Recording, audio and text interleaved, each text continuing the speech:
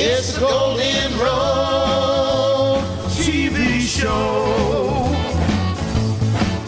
Well, bridging the past with today for a better tomorrow.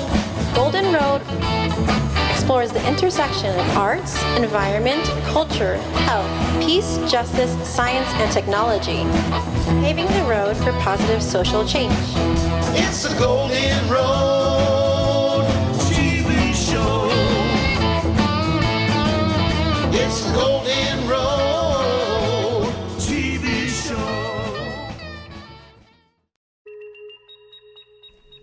On Sunday, November 12th, from 3 to 8 p.m., Golden Road TV and radio show, in collaboration with Lotus Guide Magazine, the Traveling Medicine Show, First Resilience, and the Digital Media Center present a resilient community building event, creating unity in a divided world. The event's going to start with an opening ceremony, followed by speakers, music and dance performances, Metaflix presentation. There's going to be a community drum circle and potluck, an open mic, and a think tank vision council. If you're concerned with issues like arts, culture, education, economic development, food and water security, independent media, holistic health, and self-sustainability and emergency preparedness, we'll see you on Sunday, November 12th from 3 to 8 p.m. at the Digital Media Center at 104 New Mohawk Road. Okay, thank you all and welcome back. We're on the Fall Resiliency Building Tour in Nevada City, and we have some panelists here from the speakers earlier. We lost a few, but we gained a few, and I'll give you a few introductions here. Ragnar Hanel is one of the community members here, and he's been working for several years now on sustainability issues and resiliency issues, and he's become somewhat of an expert in composting and reuse. He worked for a little while at the Restore, where he instituted a lot of new ideas for repurposing items, and he has a lot of expertise and ideas in terms of how to live in a good way. Another person who has joined us is Cathay Fish. She is a permaculture expert from this community. She's been doing permaculture for quite a long time now. I want to mention the 6 steps to resiliency. And can you guys hear this okay? Radio check back there? It's good? Okay. I want to start at the bottom. So there's six goals, 6 steps. Number 1 is conventional practices. And that's one step better than breaking the law. We've got a lot of that now. I want to just for a moment, mention agriculture. When you look at agriculture, honestly, you have to wear a hazmat suit to even go out in the field. And then magically you can take it to the store and it's all better. Do you know that we spend, on our every calorie we eat from conventional agriculture, we spend 10 calories of energy. It is completely non-sustainable, and it couldn't even work unless the government threw billions of dollars into it. It's really a sad state of affairs. One step better than breaking the law. Isn't that impressive? Number 2 is green. You probably heard about green. Green your machine, green everything, right? But everybody's in on green. All the cars are green, everything's green, right? So it's kind of a slogan, but it's a relative improvement. At least there's some consciousness there about moving up from conventional practices. Now, one of the things that's really interesting is the 3 that I just mentioned to you. I'm going to mention one more. All of these are heavy energy sucks, all of them. And where we want to move with the last 3 is using much more conscious energy and while using less fossil fuels. Everybody knows that now. Everybody's wondering how to do it. So number 3 is what we call sustainability, or a sustainable system. And what is sustainable? Well, unfortunately, because I use the term now because it's identified with something better, but actually sustainability just means it's neutral. You're just doing the same thing and you're keeping it going. So it's 100% less bad. But sustainable is not the goal. It's not the end all, even though we talk about it. And I know a lot of you know this. So number 4 is restorative, and that's human doing things with nature to make up for all the damage. And here in Nevada County, we have so many mines. I think it's like 450 mines that need to be rehabbed in Grass Valley and 250 or so in Nevada City. We have tons of damage here. Most people are not aware of it because you can look past it. And you can go down to Providence Mine and see the work that Sierra Streams is doing to rehab the Providence Mine. It's wonderful, and it's right up permaculture's alley. So that's the fourth. We're using natural systems as patterns to restore. And it's about time that we're doing this, and this is happening all over the world. I'm about to go to the International Permaculture Conference on Thursday, and we will be getting reports from all over the world about restorative work people are doing. Number 5 is conciliatory, and that's like forgiving ourselves for how we've messed up so bad, because we have, and going back and listening to the indigenous people. Tribal people, indigenous people seem to have an innate heart for nature and understand the importance of natural patterning. Unfortunately, when mining came in here and logging, there was no heart for nature, as if it wasn't part of us. And so the Indians, a huge genocide happened with the Indians, and at the same time, almost everywhere in our county, which is Nevada County for those of you as our neighbors, all our rivers, and we've got some amazing rivers here, all of our rivers have been mined twice with arsenic and mercury. So that's stunning.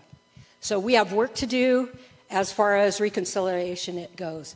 Now, the highest place we want to get to is regenerative. Instead of sustainable, we want to be regenerative. And this is us participating as partners with nature, where we and nature can co-evolve the whole natural system to fulfill all our needs. And while we fulfill our needs, all the creatures on the planet can fulfill their needs at the same time. I have to say this because this has been bugging me for so long. We got to stop using war to fund multimillionaires to make money. If we took just 1 year of our military budget, we just took that 1 year, we could build sustainable housing, sustainable permaculture, homesteads with clean water, solar electric, with permaculture food forests and gardens, and permaculture livestock, agroecology for livestock. So there's no reason that we cannot do this. What it takes is a will to do it. We are the biggest energy hogs in the world. We're 5% of the world. We use 25% of the world's energy. I got to say, we're up for a rude awakening, and it's coming soon. So we've got to do everything we can to create resilient communities right now that are regenerative. And that includes understanding how living systems work and thinking of the whole ecosystem and every watershed as a living system.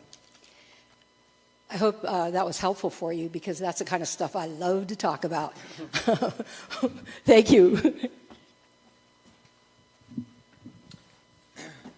Thank you, Kathy. That was wonderful.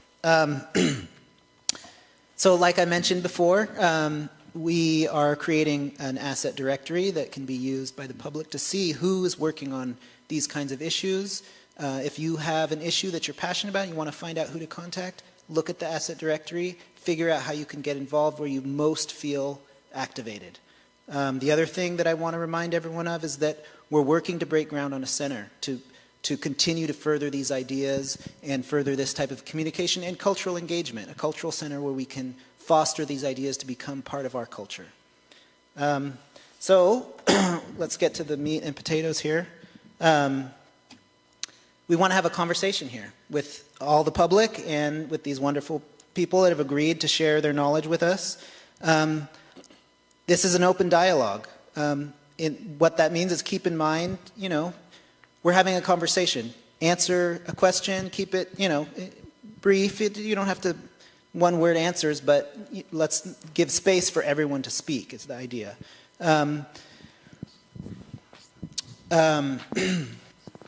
So, I'll start off with a few questions. I have some questions prepared, but if people in the audience want to answer or ask questions, or people on the panel, feel free. If you want to step in or add something, this is a conversation. We're coming together now to build these ideas, to talk about what our communities should look like and how should they function. So let me start it off here with a broad question. a lot of you have come up here, and you're experts in your field. This is your job. Your organizations are doing amazing work. But what can individual people do who live in their houses and go to their job every day? They may not have a lot of time. What can they do to make a resilient community, could contribute to their resilient community? What are some of the things that they can participate in, or how can they get involved to create this regenerative culture that Kathy was talking about? Does anybody feel compelled to answer that question? Thank you for that question. I think that one thing that individuals, especially in today's day and age in modern times, convenience is everywhere. And sometimes what is lost in convenience is community, economic, and environmental resilience. So individuals can make sure that they shop local and support small businesses rather than taking on the convenience of Amazon being able to get something to your door in under 24 hours. Taking the time to get to know your farmers, your local agricultural producers, and your community members will, in its time, create a more resilient, more prosperous, and more nurtured community. Thomas, did you?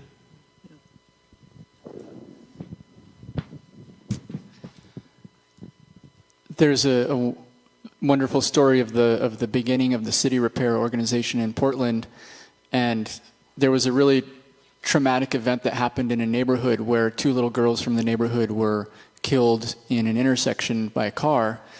And that was a wake-up call for the neighborhood, and they decided to take over the intersection temporarily, and they painted a mural on the intersection as kind of a way of letting people know that this is a community here, and this is the center of our community. And they also began to take down the walls between their property on the inside of their blocks. And they began to create community space, a collaborative community space. Again, resiliency to me is mainly about building connections. Like, how many of us have had a potluck and invited all the people on our street to our house? There are some people in my neighborhood that I haven't done that with, and that's a huge one. It's like even just building those personal connections with people closest to us.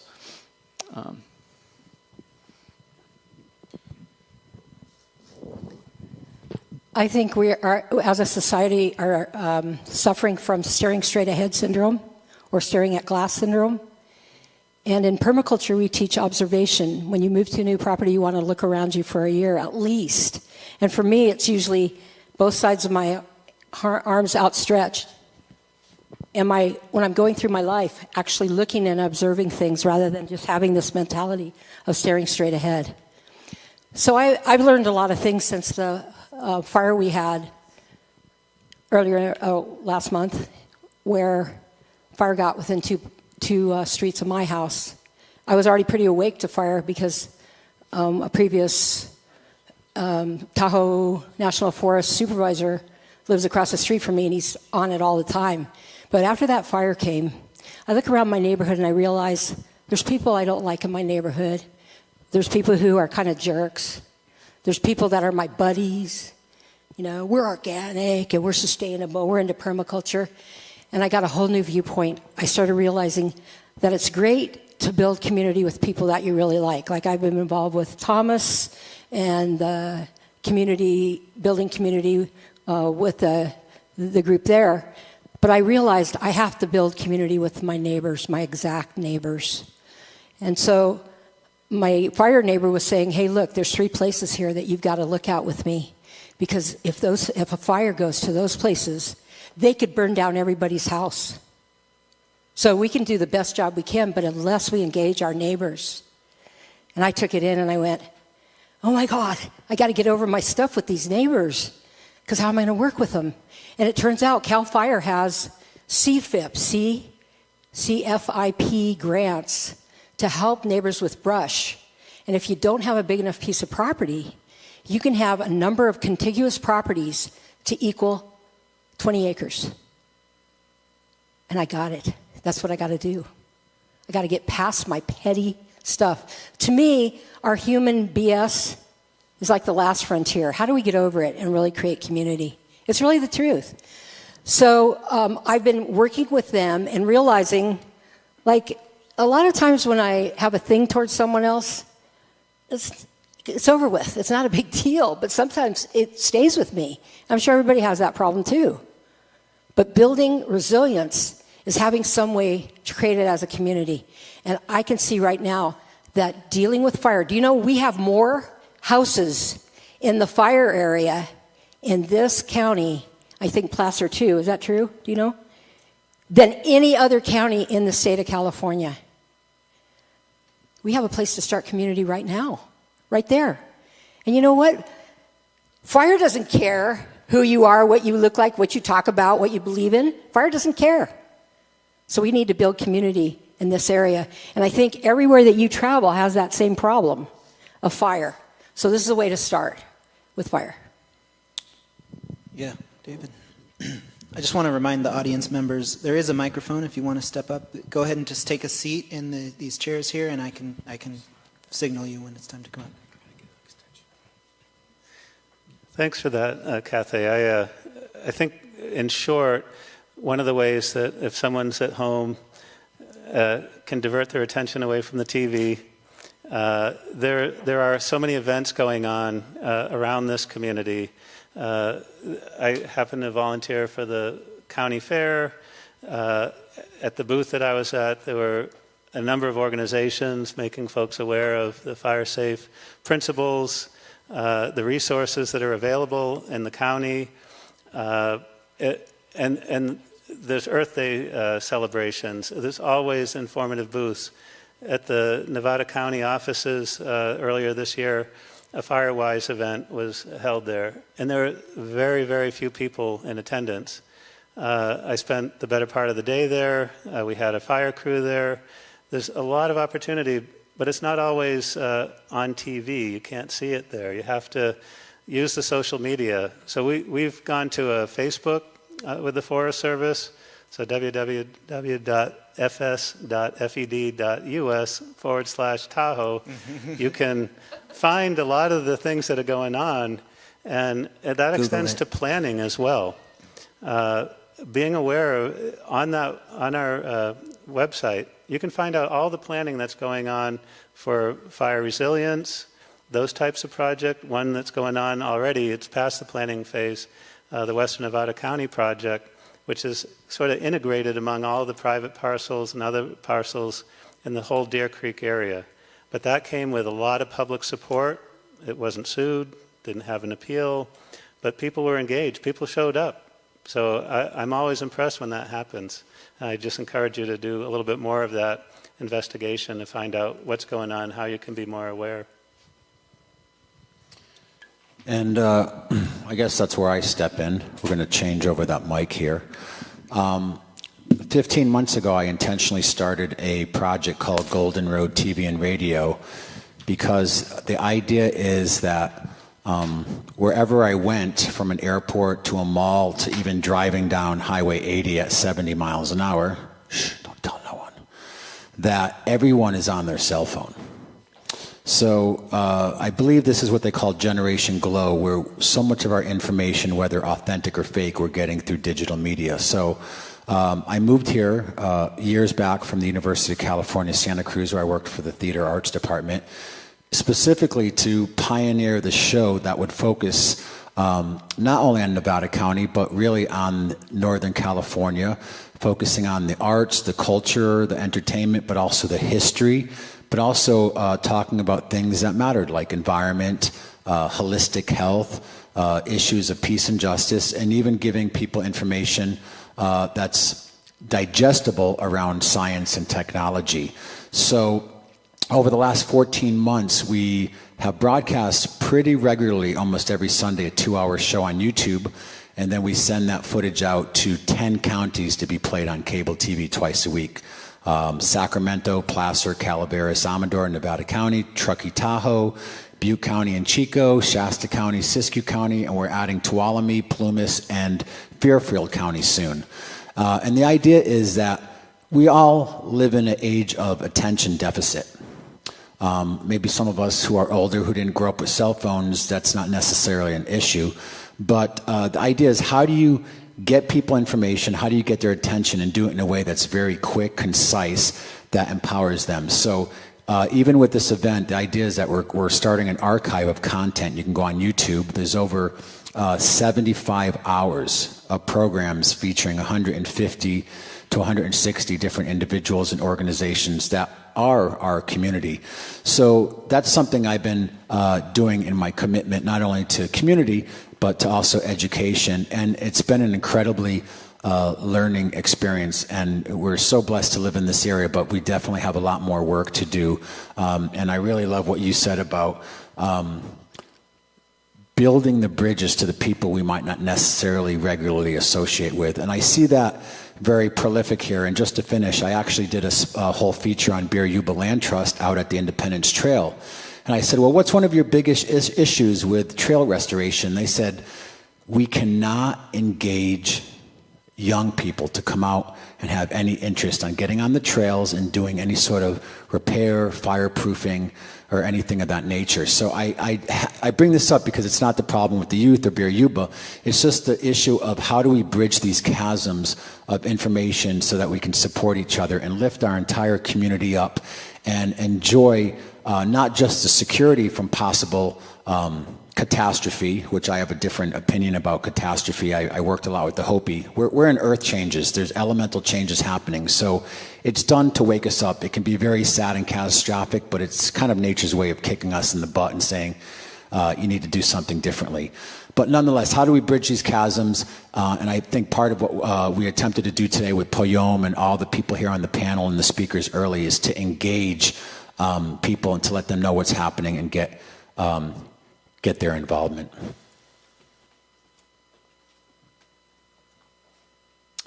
Thank you, Michael. Thank you, everyone. That was good. Nobody else has anything to say? Oh, there's somebody here. Go ahead. Yeah. So I guess the question was, what can everyday people do to make their life more sustainable? That's right. Well, to me, the most important thing is to educate our children, because they're the ones that are going to build the world of tomorrow, and they'll know more than we ever will. So I guess education for the children is the main thing for me. And in my opinion, the best teacher is nature. So the best thing your children can do to learn about permaculture or life in general is spending time in nature with some friends, with some animals, with some plants. And I guess that's what's going to make them imagine a greener world for tomorrow. Thank you for that. Yeah, I agree. Are there any programs people here are involved in that are doing that kind of engagement? That's right. So I don't know that I mentioned Ragnar. He is a specialist in compost and reuse and recycling, but his daughter is Anya Hinel, and I think that she's any of you who's heard her spoke earlier.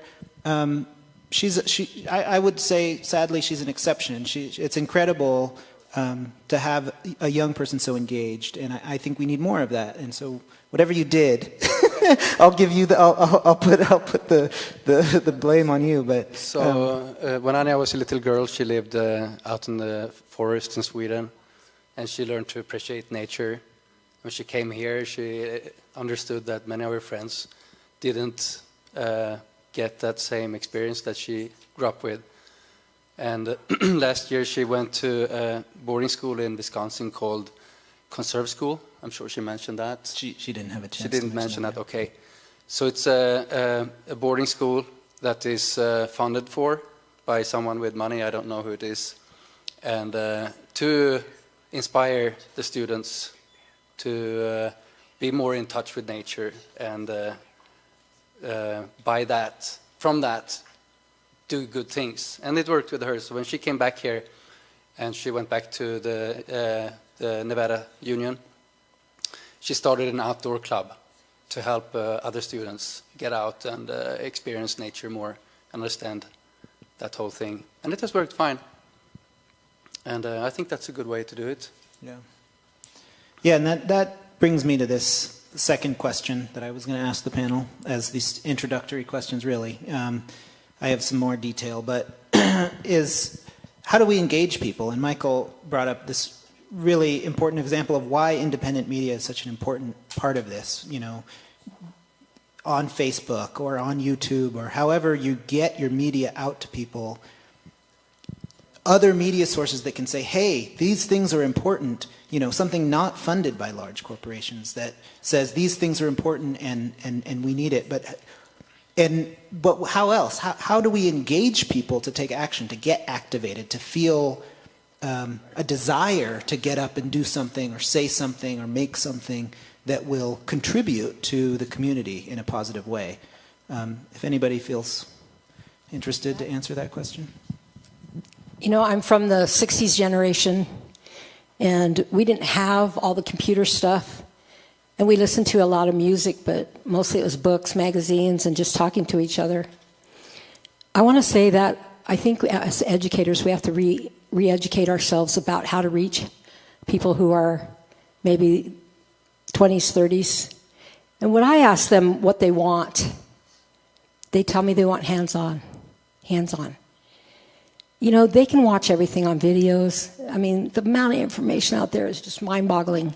But they want to be with you and learn hands-on. That's what I've discovered.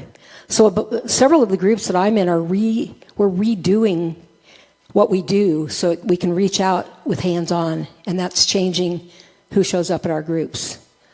I would also suggest that you find permaculturists near you and ask if you could do hands-on with them, whatever they're doing. I mean, if someone wants to come to my place and do work, you know, this would be volunteer work. That would be awesome for you and for me too, as long as, you know, you're a heads-up person and you're not stuck on your glass. I mean, I've had people come out 10 minutes, they have to sit under the tree and do the cell phone, which to me is like, what a waste.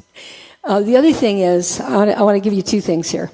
One is to have your family and maybe a couple groups of friends that you could walk to their place, right? Do a month of no food that's further than 90 miles away. So it has to be totally local food, and it cannot be processed in a big, huge machinery thing that you couldn't afford to have. Try that for a month and see what happens. And another thing I've asked my classes for years, is it possible that our lifestyle, our economy, our way of living could collapse? And when I first started teaching in 87, 88, maybe one or two people out of a class would say, yeah, that could happen. So if I ask you right now, is it possible for our way of living to collapse? What would you say?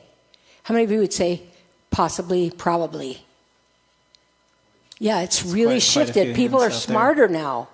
People realize what we're up against.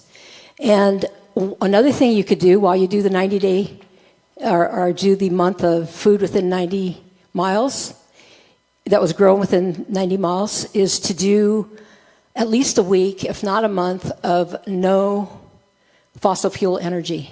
None. None, none, none. Do it for a week to start. But I would say, like even this fire that we just had, all the electricity was down in my neck of the woods. It reminded me when I lived in a cabin in the woods without electricity, without propane. And I went, oh yeah, I haven't done this in a while. Wow, I need to look at my systems again, okay? All my solar ovens, are they all working? And what about my solar charged batteries on my phone, on my light, my flashlight? And what about, and it just sent me looking at those systems again. Now realize, we've taken a big ride in this country with energy. We've fought 150, we've overcome 159 countries for our lust for energy, and there ain't any left. I mean, the rest of the countries are our allies doing the same thing. But the energy's not here anymore unless we turn to natural energy. So do that as a way to get your family engaged. And I got to tell you, most kids I know that have been involved in that had a really great time, and they learned really fast, faster than the parents. So try it out. That's a good one. Thank you.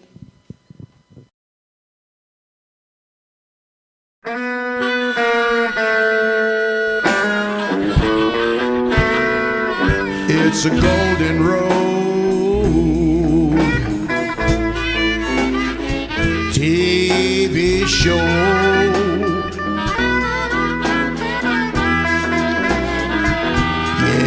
it's a golden road TV show.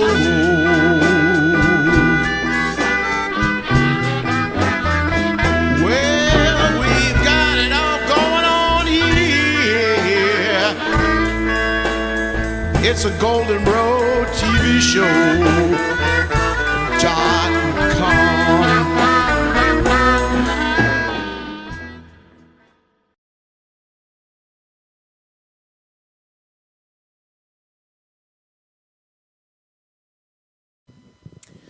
As the panel's resident 30-year-old, I can co-sign Cathay's point that yes, we are looking for hands-on experience. And to that point, there is an opportunity that has risen out of the political environment of the last year, the last 2 years, in that people are ready to act. We just need to point them in the direction. We needed to be able to take advantage, whether they are part of the resistance or on the other side. People are ready to be involved, and at the local level, we need to provide the opportunities.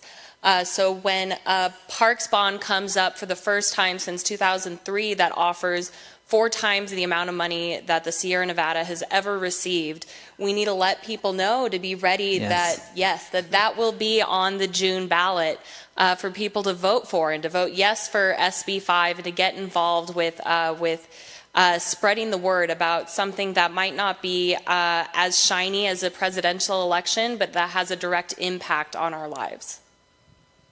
Thanks for that. And I want to add to that.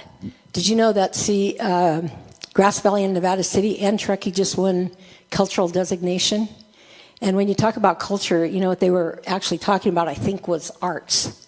But if you think of the other cultures, agriculture, community culture, and you think of all these cultures, I've talked to the organizers and they're into us being involved at those levels. So why not? We've got this designation from the state. Permaculture. Permaculture is another one. It's pretty exciting. Thomas?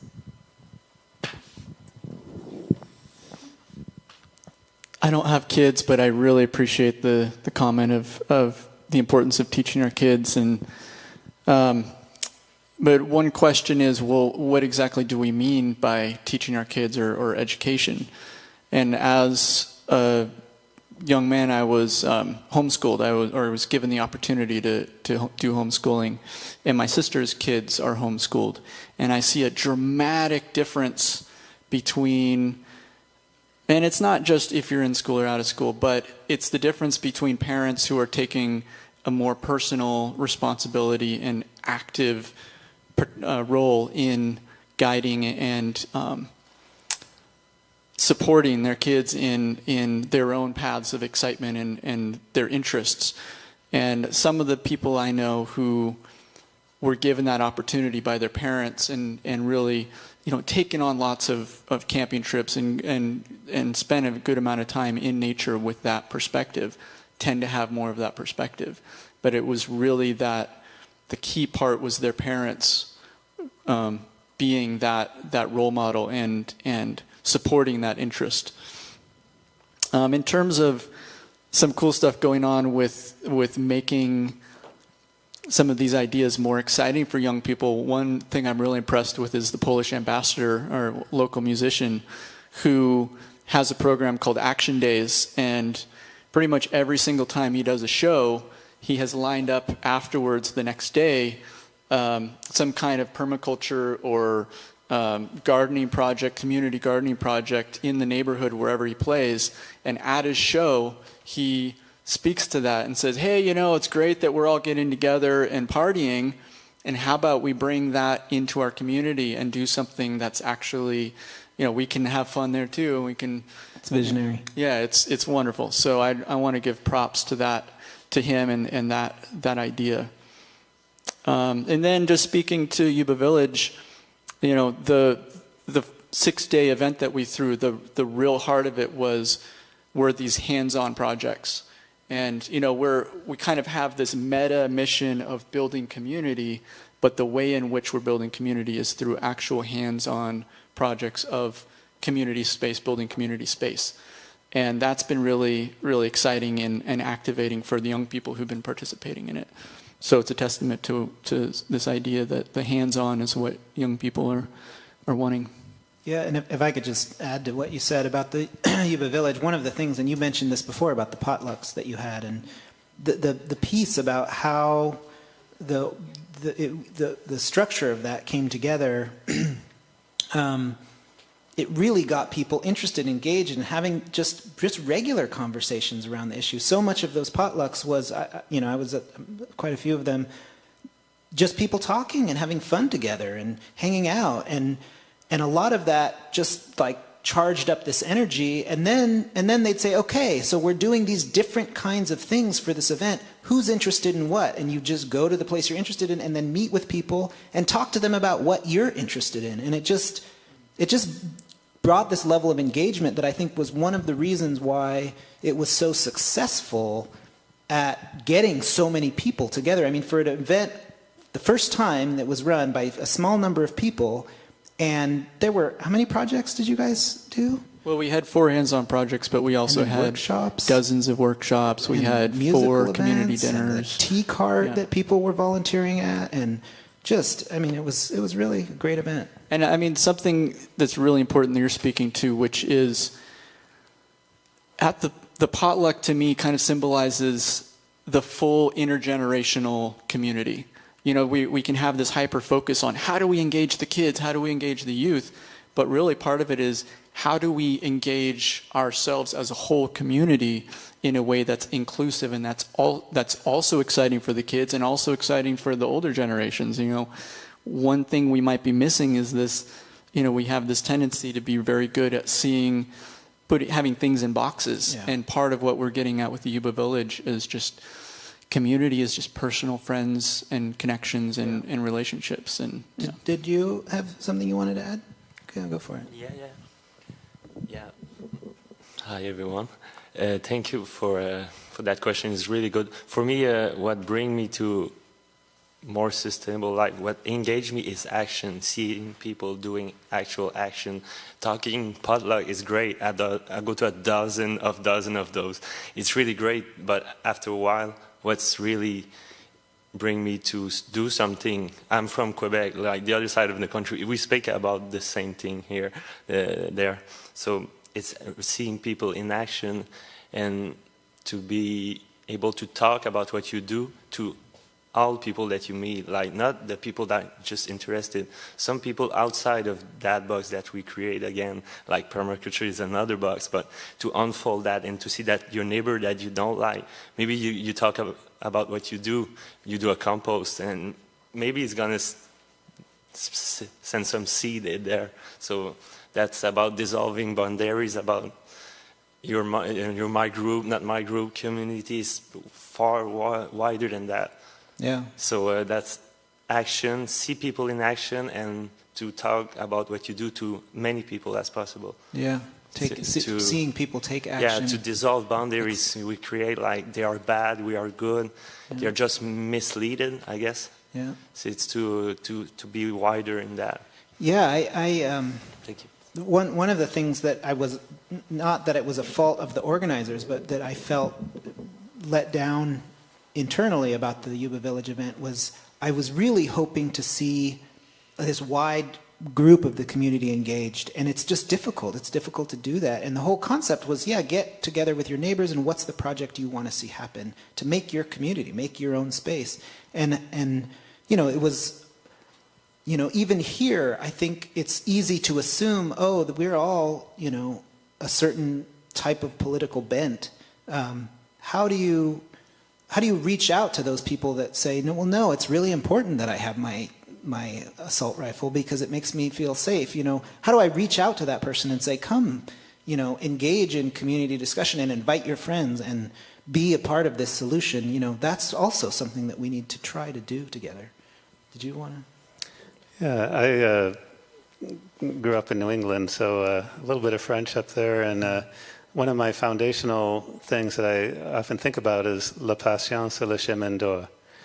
Patience is the way to gold. And patience is one of my primary P words. And Perseverance is another one, and being positive.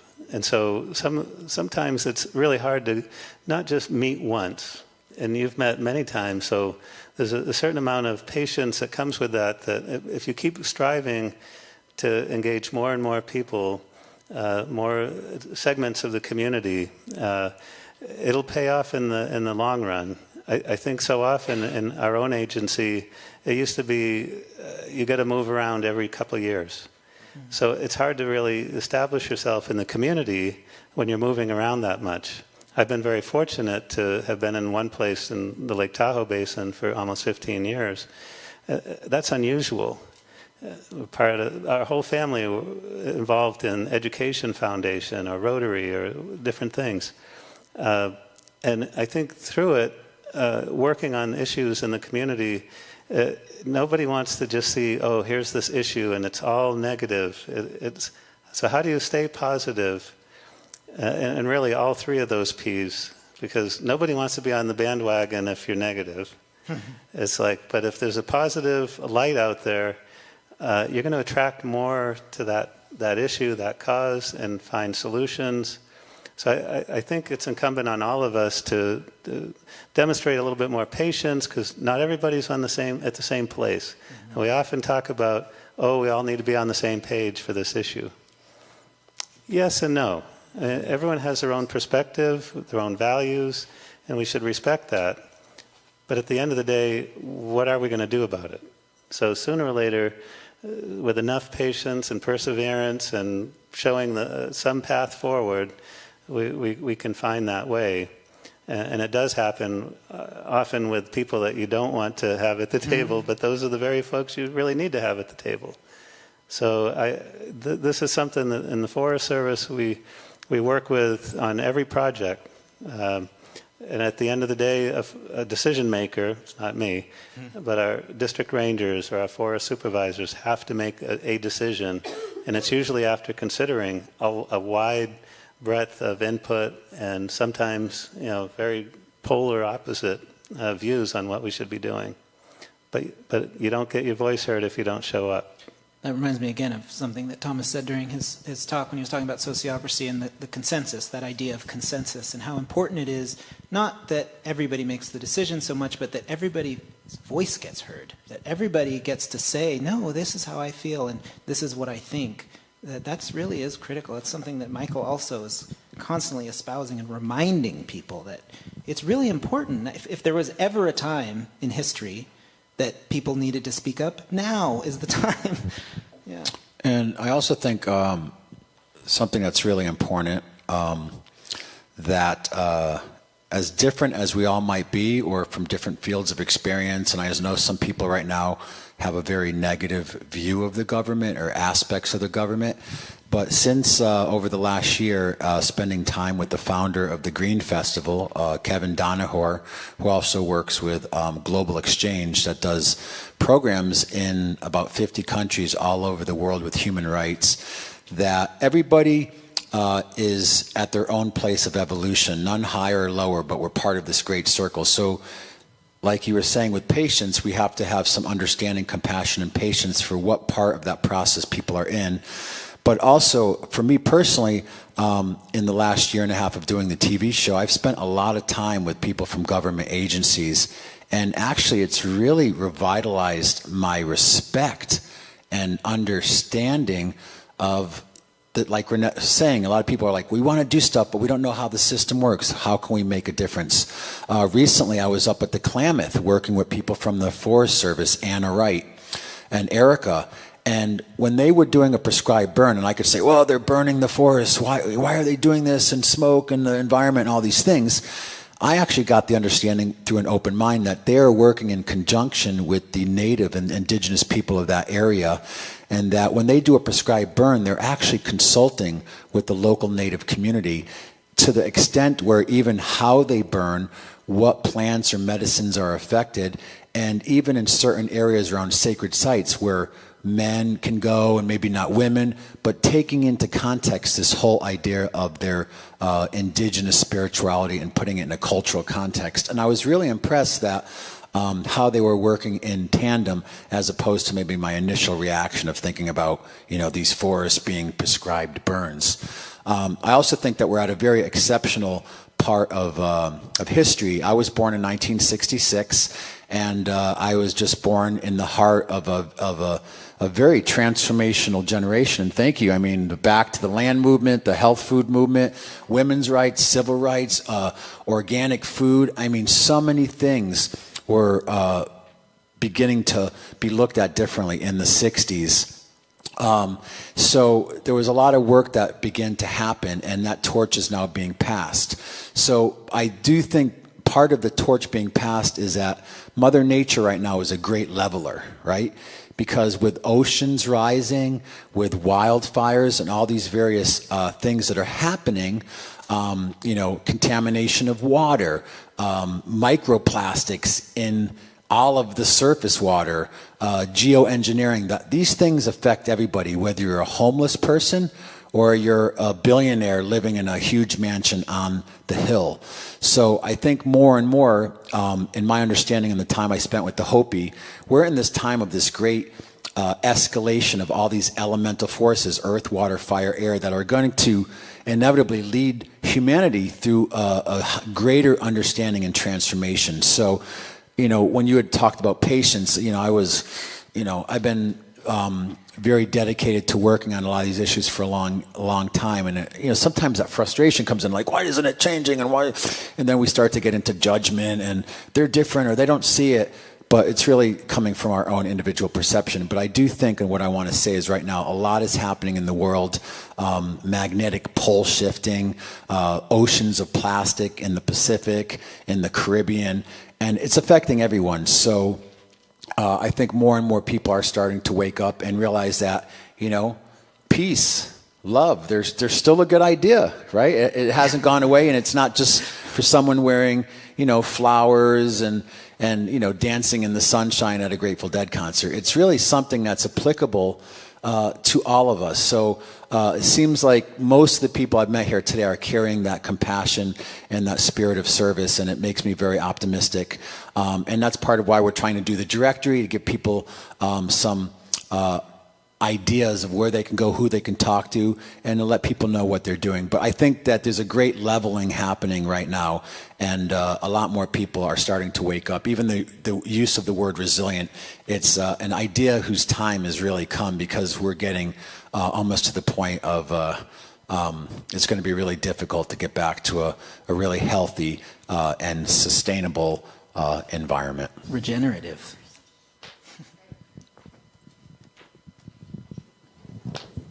So more ideas from someone in the 60s about what we can do now. Another one is to go on a fast at your house, fast from technology. Have a fast.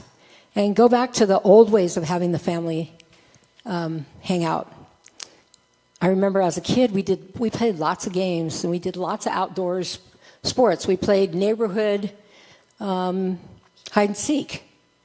We did all kinds of things like that. The neighbor kids and I would go hiking in the mountains. There's tons of stuff to do. But get your kids, get your families outside and together. Because what happens with glass is we tend to look at it alone, unless it's TV. Then we can all sit there in a daze.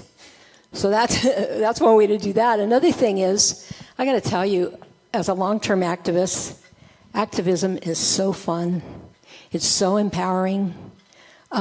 Myself and 4 other women and a guy were instrumental in shutting down the dirtiest smelter in the United States in Douglas, Arizona. And it only took us a year. It was so revitalizing. And our whole community, our whole border community revitalized once we were not being polluted by the stuff out of the smelter. It was huge. And it was so exciting, and I've never lost that. I do personal one-woman activism all the time. Right now I'm working with local, more conscious stores to get GMO out of the stores. I think many people have a resistance or a possible gut problem from eating GMOs, and they don't even know it. So I'm working hard on that, and I do other kinds of activism too. But get into activism with your family because it is a blast. It is, I can't tell you enough how empowering it is. You know, we are so powerful. We're just in a slug mode now. But once we all get together and say, this is enough, it's going to change really fast. So get in the habit of saying, this is enough, I'm going to change something. The other thing is, I know this family who spends about $10,000 on each person buying gifts for Christmas. You know, do yourself a favor. Have a Christmas where everybody makes the gift for the other person. Make it real. Make it about Christmas, not about things, because that's very empowering too. So, you know, I hope this conversation that we're having inspires you because there's so many things we can do. There's just so many things. And if you don't know what to do, call up some groups. Like you were saying, volunteer. Call up some groups. Everybody needs help right now. And volunteering introduces you to other people. And in our hearts, that's really what we want is community. Oh, Ragnar. And if you don't want to volunteer for an organization, you can just volunteer for your neighbor and say, hey, I volunteer to make you compost. I've noticed that you don't have one. Yeah. And I have made about 10 composts around in my neighborhood. And some of them are still there and some failed. But it's an easy way to do things better. Do it yourself and make other people do it themselves. And it's a thing with a lot of things, you know. If you know how to do a trick, you can teach someone to do the trick. Just show them how to do it and be there for them. And one day they will be there for you too and show you some tricks. Yeah, that's great.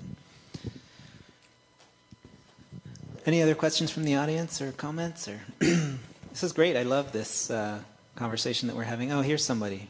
There was one thing I wanted to say about, he said something about kids not being engaged. I think that if you look at, I think instead of thinking like, oh, we want these kids to be involved more, I think we got to look at it as like, these kids, like teenagers growing up, they deal with a lot of hard things like bullying, cyberbullying, maybe mean parents, drugs, alcohol, peer pressure, all these things, right? So I think instead of looking at why aren't they engaging, maybe we can give something back to them. How many of you know Neo? You know that? Yes. Exactly. You know why they're so successful? Because they give something back to the kids. The kids are actually getting some, there's not a lot to do in this town. Well, there is to get engaged, but like not a lot of like, you know, fun things to do. So maybe they give like, we'll teach you how to do this or that. And so that's why I feel like Neo is so successful. If we want kids to be engaged, we should give them something that will... that they want to be engaged. Yeah, exactly. Yeah. So yeah, that's what I thought like would be good to say. That's excellent. And thank you for mentioning Neo. They're an amazing organization. Yeah. And they're definitely one of the pieces of this community that makes it such a resilient community. Mm-hmm. Yeah. So yeah, thank you. Thank you. I like that. I have something to say. Great. So I think that there's a lot of things that we could support and that there's also things that we don't want to be supporting, and where we put our money is important, and to make conscious decisions about what we spend our money on and where we're putting it and where we aren't putting it, and to try, and Cathay talked about this, but try and support local stuff. There's so much extra environmental and economic impact in transportation of goods, so if we can, and we're supporting our own community and making our community more resilient if we support local stuff. So. Yeah. Yeah, that's right. And I just want to acknowledge that Sherry's on the board of the... you're on the board of the new North San Juan... No, it's not new, but North San Juan Community Center. So they're doing a lot more work right now to get things happening up on the ridge. So that's been really exciting to get to hear some of what they're talking about. We invited someone to come and talk a little bit about holistic health today. They couldn't make it, but I want to talk about, I don't want to be conspiratorial because one thing I don't want to do is polarize people. But a couple of my initial concerns, immediately talking about resilient, right? About flexibility, the analogy Payom used, you crush a dry leaf, it falls apart. You crush a green leaf, it pretty much comes back. It might be changed, but it still doesn't get destroyed. Is issues in our own community that I think are of utmost importance. And part of putting together this asset directory is starting to identify not only individuals and organizations doing stuff, but what are some of our concerns and issues in the community? Because as soon as we know that, we can kind of direct some of this youth power, community engagement, and other things for some people who might not know what to do. So a couple things that I'm really concerned about. First and foremost, we're getting political now, is Roundup. I read an article recently, and I confirmed this with Renette, that the majority of NID water and a lot of the drinking water in our county has glycophosphate, which is a derivative of Roundup, a weed killer. So as permaculturists, I'm not that person. I would like to see maybe more awareness about people stop using Roundup weed killer, because it's really not just killing weeds, it's killing our community, and it has a very extremely detrimental effect on the body's immune system. It actually shuts down our immune response so that we're much more susceptible to illnesses. So that is one of the big issues, along with basic food security. I know we have probably about 60 some odd organic farms in the area, and there's great delivery programs, and there's farmers markets. But like you were talking about, food within a 90-mile radius. And I'm also posing this as a question. I might be ignorant of what those answers are or solutions or what's happening, but immediately talking about quality of life and resiliency and sustainability, those are the things that really come to mind. The last thing I want to mention is we invited the Office of Emergency Preparedness to come, Patty. They couldn't make it today. There's obviously a lot to do, but I think people should have a basic understanding and plan of how to do basic things like first aid, holistic health, how to take care of yourself, and to do some basic things, because even, and again, not to be political, I'm not sharing my political view, but recently I read in the paper that they said FEMA is on the verge of being broke, and President Trump said, FEMA is not a cavalry that's going to ride in and save you in a time of a natural disaster. We're more of an insurance agency that comes in and does cleanup and tries to help people put their lives together. And the Department of Public Health is almost broke also, and not to mention what's happening with healthcare and stuff. So those are some of my immediate practical concerns as far as us here in Nevada County: the food, the water issues, and also the ability for people to empower ourselves. I think the day and age of completely depending on whether local, county, state, or federal government to be saving us or doing everything for us is changing rapidly. And I say that with absolute respect for the things that are being done right by our local and state and federal government in conjunction with that. But those are some of my most immediate and serious concerns. Thanks for bringing that stuff up, Michael. I'll just quickly say a few things. One, about the Roundup, it's not just, it's in Nevada County, there's a lot of people who are concerned about it being in the water, but it's not just in the water, it's in the wine, it's in, who knows, you know, it's gotten into our food system in a very deep way, and it is concerning. And then the other thing that you said about, well, thank you for saying what you said. I forgot what the other part that I was going to mention, but that was good stuff. Thanks. Michael, you said a lot of stuff there, so that was a lot of stuff. I want to talk to just a little bit the Roundup. So I have a severe allergy to Roundup. I cannot eat at a restaurant or any food that has Roundup in it, or I get severe gut problems. So that makes me an activist, but I want to say that I have been activating around here. When I moved here, well, at least when I moved to my farm and I found out that NID, which is above my house, had Roundup in it, I was so shocked. At the same time, my HOA, Homeowners Association, was spraying Roundup on the road, and on that road, if it rained, it would go down to my ponds. I was stunned. Then I found out that NID also puts algicide in the water, and I just want to say to anybody that's using Roundup out there, seriously, it causes cancer. It's listed in the state.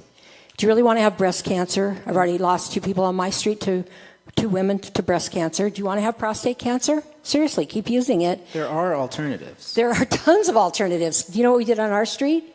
Once I started bringing the studies in, I joined the HOA board, and we mow now. You know what it costs? 1/10. We paid 2 young adults to weed eat our street twice after the rain stopped. Yeah, no more Roundup, thank God. But think about this. If you spray Roundup or any other poison, because there's other bad poisons out there, not just Roundup, where do you think it goes? Seriously. So NID uses, or has been using, I know they're in a process of wanting to stop lawsuits, so they're trying to get rid of it. But they had in the past used it on the ditches to kill the plants on the banks. Then they put algicide in once a week, at least on my ditch and most other people's ditch, to kill algae. Where do you think that stuff goes? Well, I live at the end of the ditch, and I can tell you where it goes. It clogs up my ditch and all my sprinklers, and it's the biggest heartache I have in my life in the summer. Thank God we have wonderful rivers here to swim in so that I'm not completely bummed out. But that makes me an activist because I want to stop it. But where do you think it goes? It goes into everything, okay? Now, I'm a master gardener from the University of California, and I run the Speakers Bureau there, if you ever need a master gardener speaker. And one of my master gardener friends asked me, I would like to do some talking for the Speakers Bureau. And she was at the home show that the union puts on, and she was giving out information for master gardeners, and I think it was the Rotary or one of the service organizations asked her if she'd come speak to their outfit, okay? She's also the woman who runs the Society of Garden Goddesses. So she asked me, what do you think I should speak on? And I said, why don't you speak on Roundup, and I'll even help you make the slideshow. But her activism was so good, and it was so fun. You know, once I showed her how to do a slideshow, now she knows. Her slideshow started out by just talking about how we garden and what certain people use and what happens when you use it. And it was very well put together. It was just excellent. She did her research. And then she said, I received so many questions about, well, what do I do if I don't use Roundup? And she said, well, why don't you eat it? Now, most people don't know that we had some amazing Native Americans still living here from this area. For us, it's the Nishanan. And everywhere I've lived in this area, I've seen the so-called weeds that they have selected for living all over the place. I mean, you could tell where they hung out. And when I first moved here, I asked the farmers, what pest weeds do you have in your farms? And guess what they were? Lamb's quarter, purslane, plants like that, amaranth, dandelion. These all have more nutrition in them than stuff we go buy in the store. So guess what my friend did? She brought her solar cooker, and she cooked them gourmet meals from the weeds that they've been spraying. And that's kind of hands-on. And they got it right away, and they wanted recipes. You know, we've got to help each other out. We really do. That's a pretty creative way to do it. It's a really creative way. So think of creative ways. And I really want you to invite your kids to help you doing this, because kids are really, really smart. And they have to, when they are in school, whether it's homeschool or regular school, they have to come up with stuff. They have to come up with ideas. They have to write things. Why not ask them? They're fresh. They've got all kinds of good ideas. Good idea, yeah. Why not? Now, you said a lot of other things there, but those were the ones that really touched me. Brittany, did you want to mention something? Yeah. Quick point to Michael's point regarding the need for self-empowerment around natural disaster preparedness. Sierra Business Council just received a grant. We're very excited about that. We'll be holding workshops throughout the Sierra Nevada, including in Grass Valley in May 2018, helping small businesses set themselves up for natural disaster preparedness. And I think this last year is really showcased, and the ongoing efforts and issues around FEMA funding shows the need. So hopefully we'll have people turn out and engage. Yeah, that's great. So any small businesses out there, keep that in mind, Sierra Business Council. Yes, stay tuned. I remembered the other thing I was thinking about. You mentioned food security, and, you know, I would be interested to know, like, how could Nevada County, how far do we have to go as a county to satisfy our needs? Now, we're very lucky that we live so close to the valley. 1% of our food is local, within 20 miles or 50 miles. 1%, yeah. Yeah, yeah. It's really unfortunate. Right, but which is more than most communities. That's true. If you couldn't hear her, she said we're feeding 1% of our community with local food. So, I really love your point there, Cathay, the story about the cooking of the weeds. It reminds me of a wonderful walk I went on with a woman named Katrina Blair from Colorado, who I know you know. And the walk was of edible weeds. And she's written this amazing book called The Wild Wisdom of Weeds, which is about these 13 kinds of plants, including the ones you said, that exist everywhere where humans are on the whole planet. And they're like the front lines of the plant kingdom that are taking back over areas that we've disturbed. So not only are they nutritious, but they're also like some of the most hardy plants of restoration, of like bringing nature back into these places that we have impacted. But this book, The Wild Wisdom of Weeds, kind of goes into these 13 weeds and also like talks about their history, and has recipes and amazing medicinal properties of these plants. So I wanted to speak to that. That's really excellent. What was her name again? Katrina Blair. And The Wild Wisdom of Weeds. That's wonderful. Well, I want to add to that. If you don't know this book, Living Wild by Alicia Funk, is so amazing, local especially author, if you live up here in the foothills. She's talking about what grows here, and she's got recipes and medicinal uses of these and just practical uses of them. I love that book. It is so, so good. Check that book out. And I don't know if you know, in Placer County and Nevada County, we have some of the most amazing collection of wild plants anywhere around, especially in the state or any of our neighboring states, these two counties. And a lot of these, like my personal favorite one is serviceberry. I don't know if you've had it in the mountains, but I grow them on my land. They are the best. They are drought-tolerant trees. They have no bugs. They don't have anything bugging them except for about a day before the harvest. Every bird around is hanging out. But if you could deal with that, it's like a cross between a blueberry and like a raisin or something like that when they're dry. So it's so good. I know she didn't mention this, but after saying that, I realized I should probably plug Kathy a little bit. She teaches classes. She is a certified permaculture instructor, and she does it every year, once a year, something like that, twice a year. So if you're interested in learning more from this woman, feel free. I've taken a weekend workshop with Cathay. It was great on permaculture.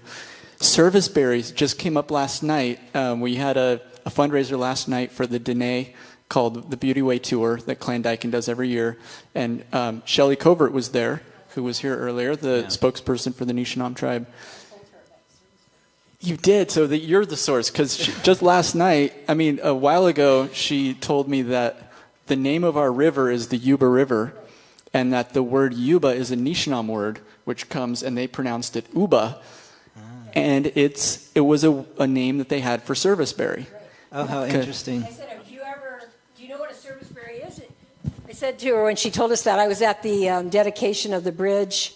What is that, the bridge across the Bear River? Yeah, on the Tribute Trail. Tribute Trail. Yeah. She did a thing there, and she mentioned that, and I said, do you know what a serviceberry is? And she said, no. And I said, oh my God, my favorite tree in the mountains is serviceberry.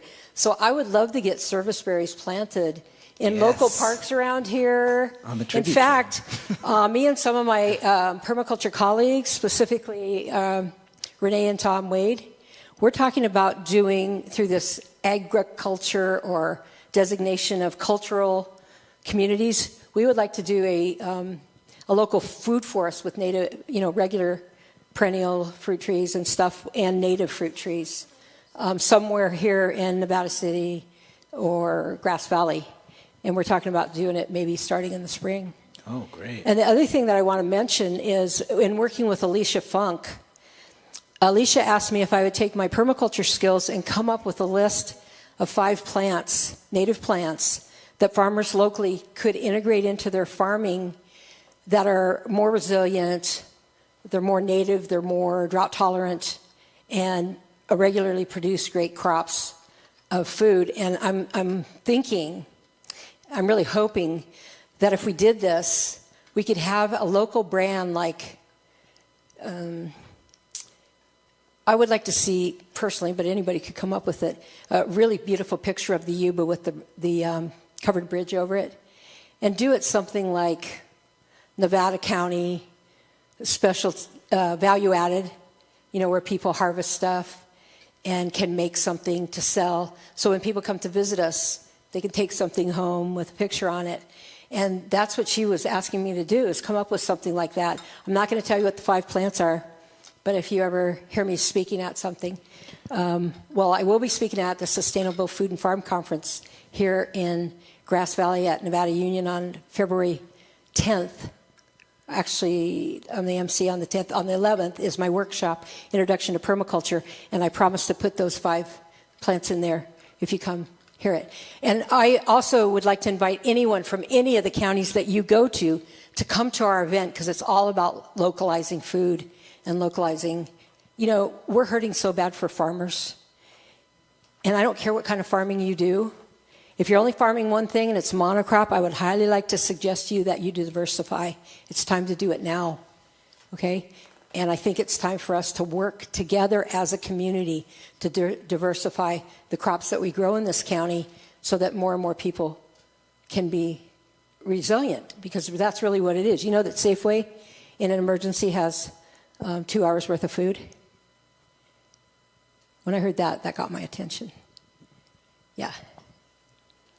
So when you mentioned that, I'd like to mention also in the spring, Michael and I have been talking about doing another event, Earth Day weekend with Kevin, what's his last name?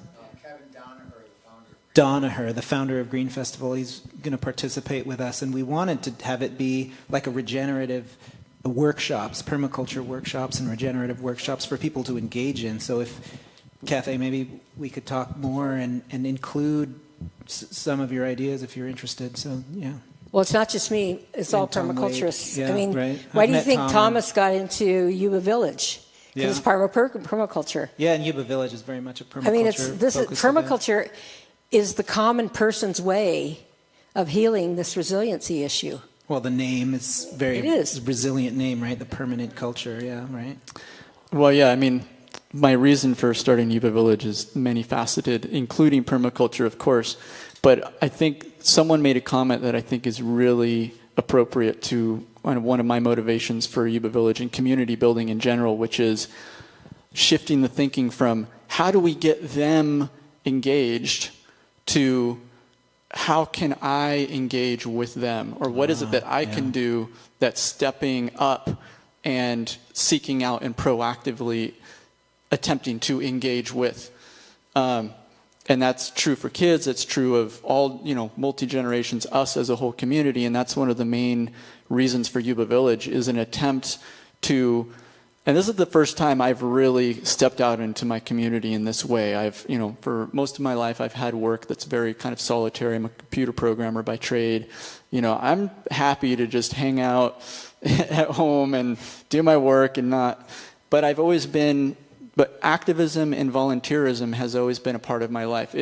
I say that, but at the same time, I really value community. This is my hometown.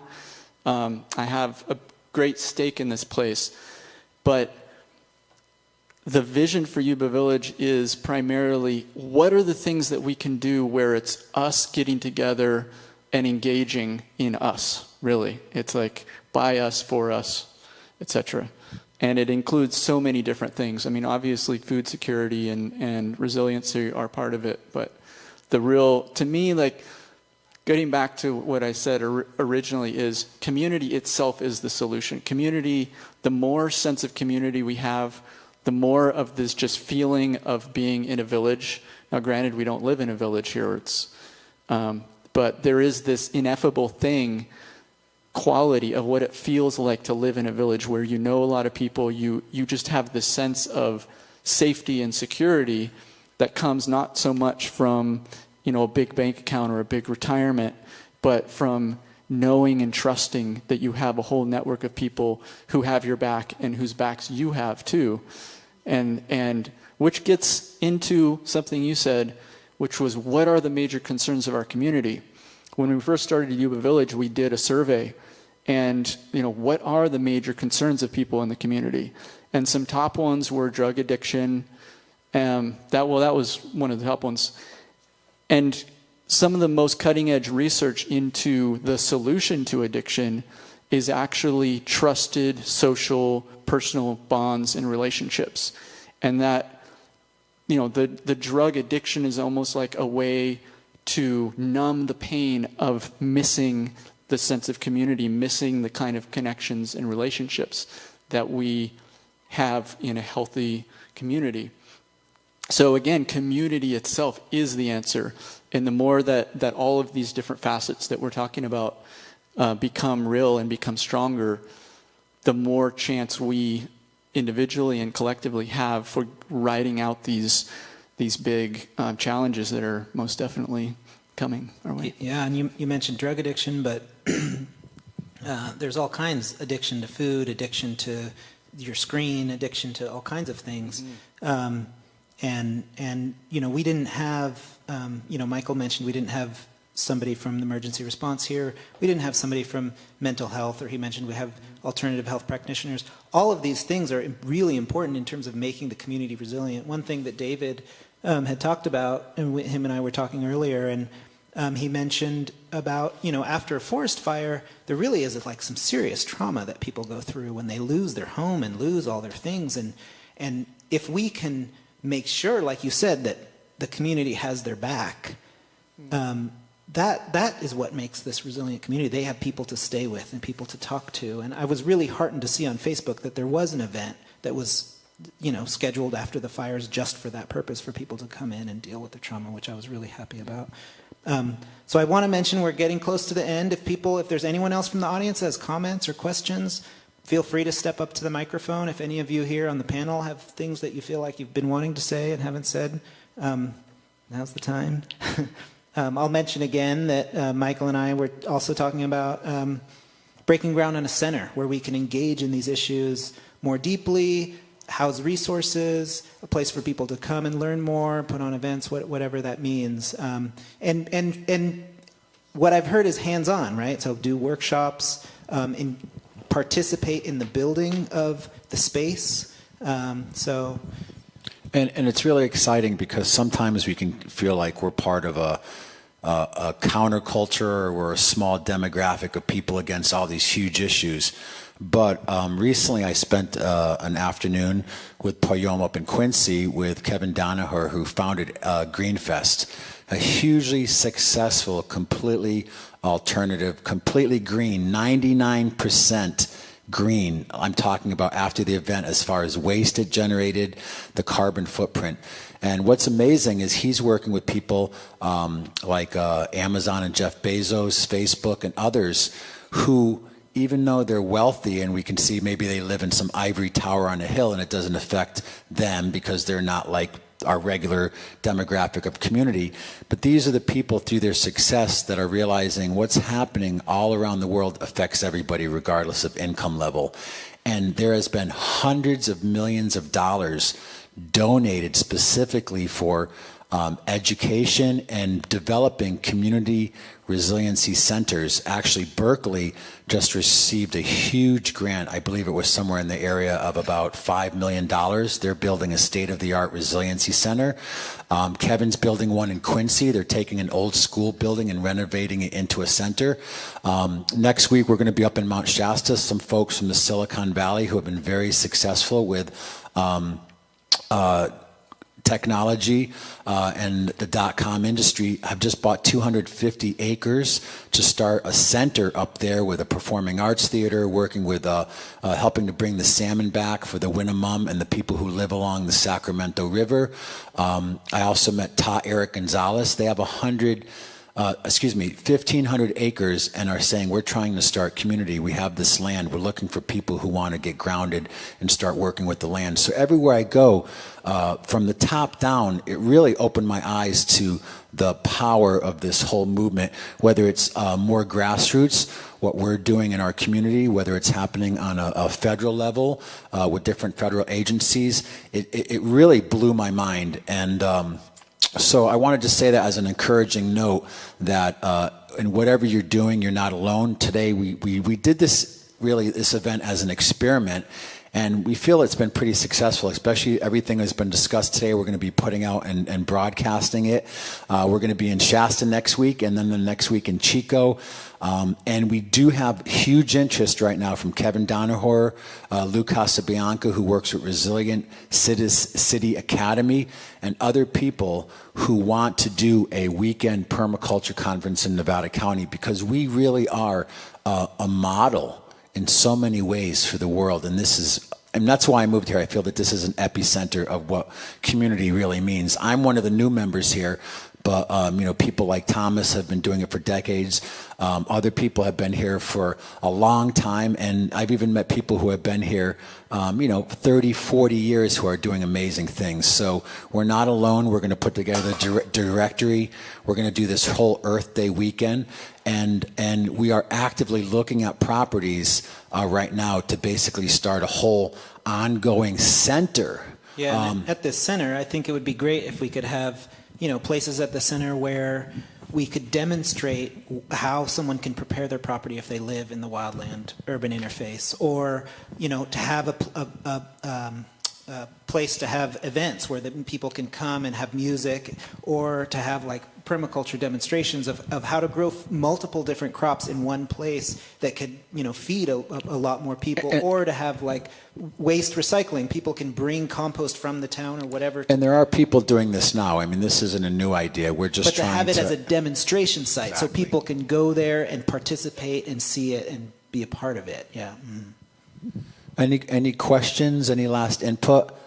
And we're going to just do our closing statements. We're going to finish.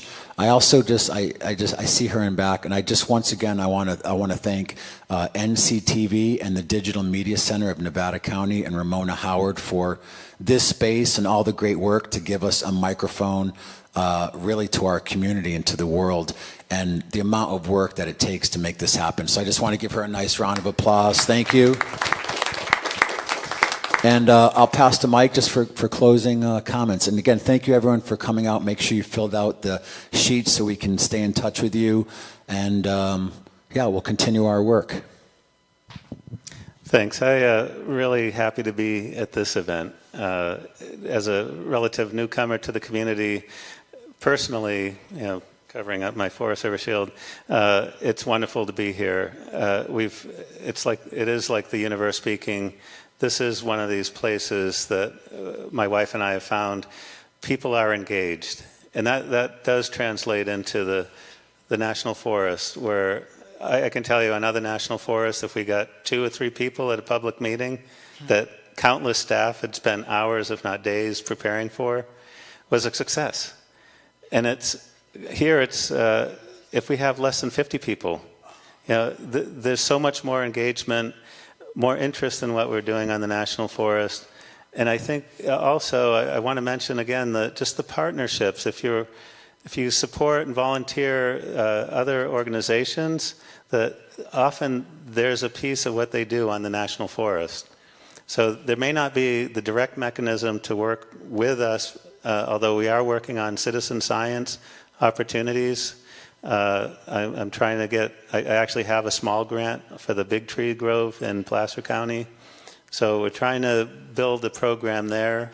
We're also trying to build a model that works in Fresno and in South Lake Tahoe, the Generation Green, engaging high school students. We have a GS pay scale. They're GS1s. So the very first step. But they learn everything about what we do on the National Forest. And a lot of these kids are kids that come from backgrounds that they haven't been out in the woods at all, and they live right here. And so we're trying to engage in that segment of the community and really connect them to the environment around which they live. So really excited about the things that are coming. They're not really here yet, but I think this is a great first step, and I'm feeling very inspired. So thank you.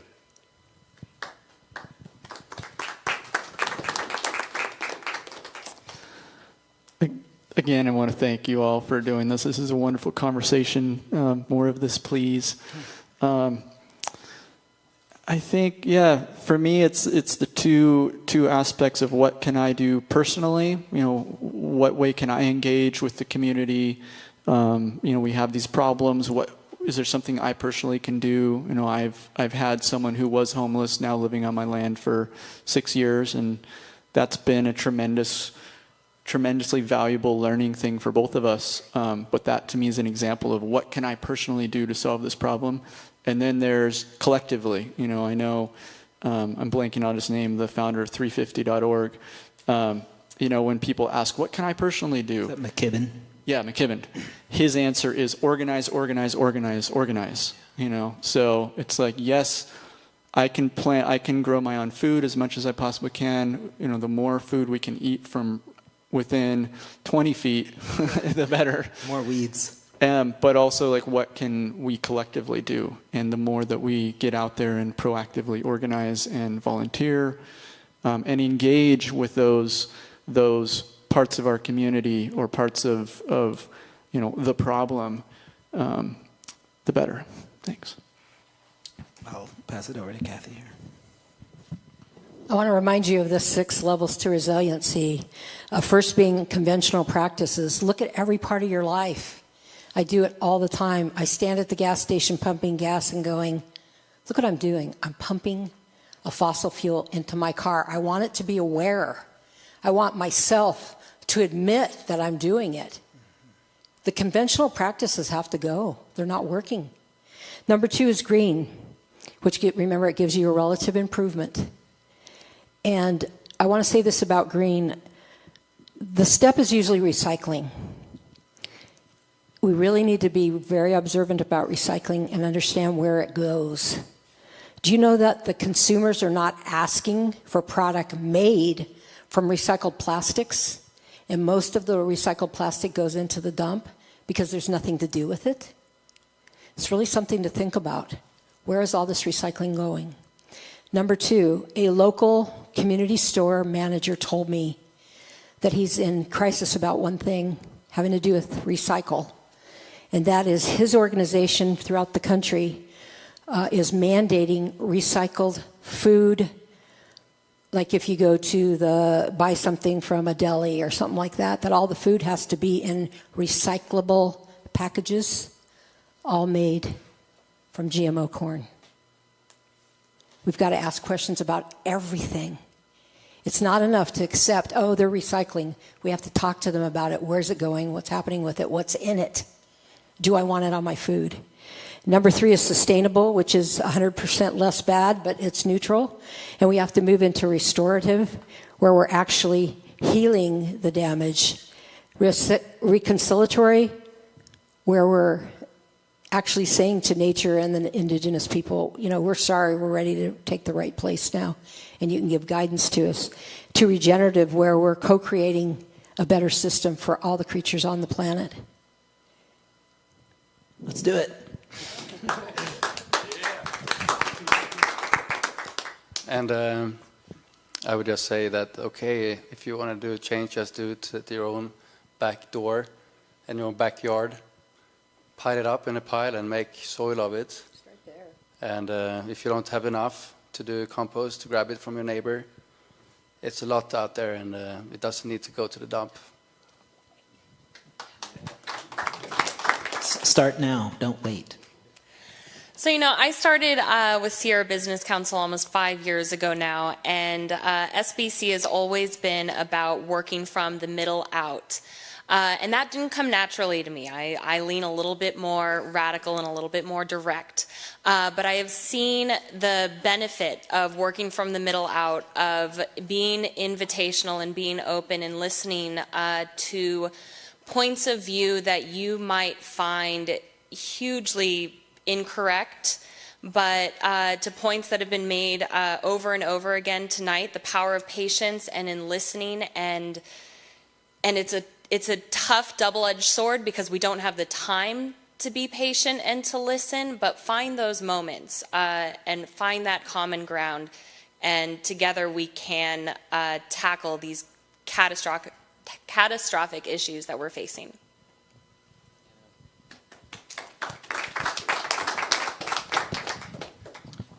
Well, thank you all so much. I really enjoyed this. I'm just thrilled that this came together so well. I hope that we can collaborate with all of you in the future. I said something during my introduction earlier, which I really hope that humans can get to this place where we can remember that really this is a part of nature, and we forget that. Like, we are not separate from this planet. Like, this planetary system was part of what made us, and we made this. And not to say that this is great and we should, love it, but the fact that we think of this as not being part of nature just illustrates how much in our minds we've separated ourselves from the natural world. That we don't believe anymore that we are part of the forest and we are part of the raccoon digging in your garbage can in the backyard, that's us. Like, that's not different. We're all together here, and we all need to work together so that it all works for all of us. Even the neighbor you hate, or even, the ants in your sink. Like, we all have to figure out how to do this together. So that's where I want to go. I want to remind everybody that this is archived, and you can watch it on YouTube. And Golden Road TV show. Thank you all for coming. I really appreciate it.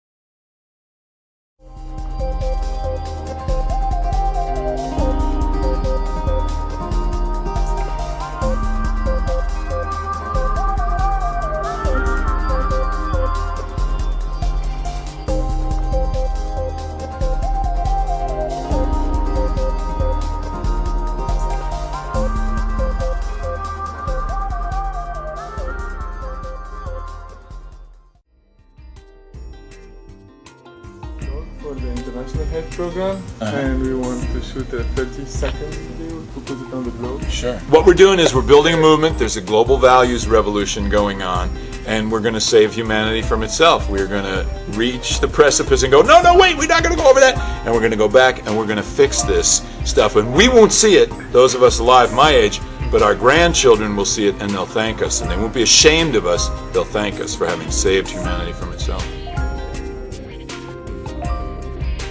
Tell us about the cult of powerlessness. Well, the cult of powerlessness is people making excuses. It's cynicism. Oh, you can't really fix it. Kevin, I agree with you about injustice, environmental destruction, but we can't fix it.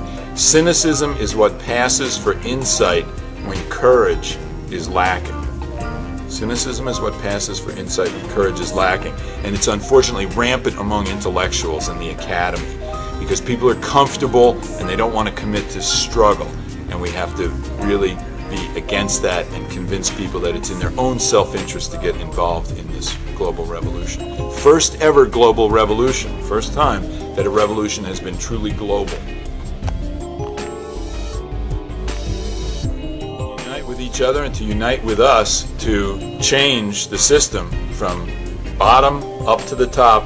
And my argument is the old model was you build a political party that can control the government and the government changes the economy from the top down. I'm saying reverse that. Get the economy at the local grassroots community level, build up from there and get control of the state from that community base. And that way it'll be more rooted in the community, more democratic and participatory, and it'll be more sustainable.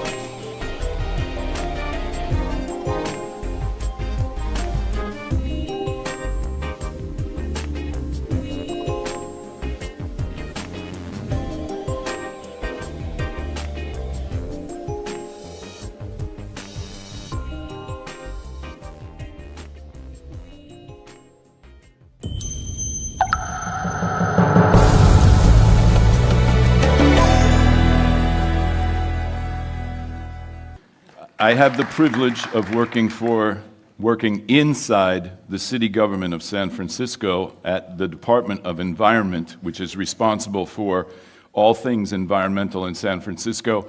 We have more than 100 staff working on energy and biofuels and transportation and urban agriculture, a wide range of issues. But I run a nonprofit NGO that is inside the Department of Environment. It's a very interesting government agency. We have 2 business associations inside this government department. One is large companies focused on climate change, and one is smaller local companies that are very green, that have passed a very difficult screen of criteria for being a green enterprise. So it's a government agency with 2 business networks and a nonprofit organization inside that government agency. So it's rather unique. Now I want to switch back and forth between these 2 slides. This is San Francisco now, and this is San Francisco in 2030. If you look in the bottom right side of the screen, you will see the ocean levels. We are an ocean city. This is the bay, but it's ocean water. And in a mere 20 years, we are going to have billions of dollars worth of property underwater. We are already having serious problems with ocean level rise when storms happen. So why is San Francisco so green? When the green city competitions happen, San Francisco is always up at the top or near the top, and it's largely because of the Department of Environment where my office is located. The website is sfenvironment.org.